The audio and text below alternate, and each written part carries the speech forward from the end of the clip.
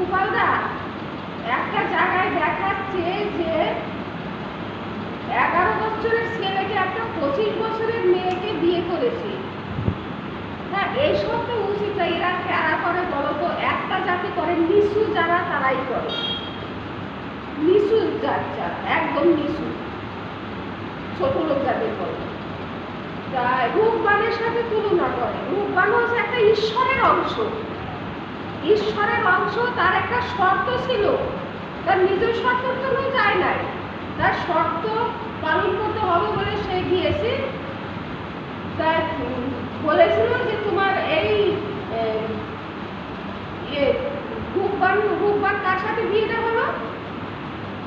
যাই হোক, তার 12 বছর বনবাসে ছিল।